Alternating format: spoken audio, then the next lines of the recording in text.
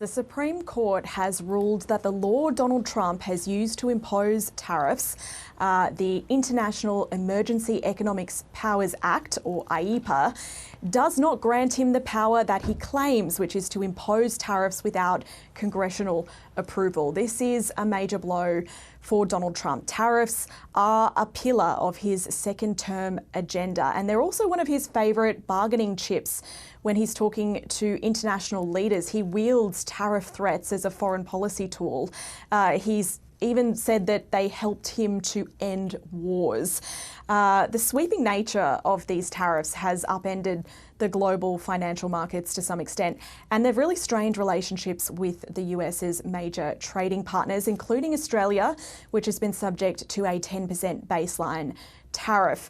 Now, today, after getting news of this Supreme Court ruling, Donald Trump was clearly very angry. He says he's deeply disappointed, and he's vowed to double down and find new ways to impose tariffs. But he really assailed the characters of the Supreme Court justices who ruled this way. He called them unpatriotic, said they were lapdogs and fools. He alleged that they were captured by foreign influences without really providing a lot of evidence or explanation of what he meant.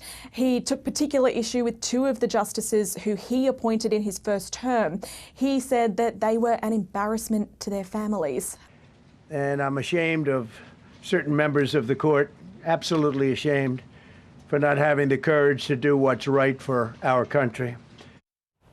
Emily, you touched on this point before, that these tariffs has sent global markets into meltdown at certain periods of time. There was even a trade called the taco trade, when Trump always chickens out, I think was the acronym, where he installed them one day and maybe took them back the next. We know Australia's got that 10% baseline. What could all of this mean for America's global trading partners, including us? Well, it's not immediately clear really what happens now. Donald Trump's already vowing to sign an executive order today that will impose a new global baseline tariff under a different mechanism. That would be 10%, which is the same levy that Australia has been subject to. But there are major questions about how he proceeds. He's vowing to double down. It's not clear what happens to the trade deals that he's struck with various countries over these tariffs. It's also a major question what happens to the money that the US has already collected over the past year or so.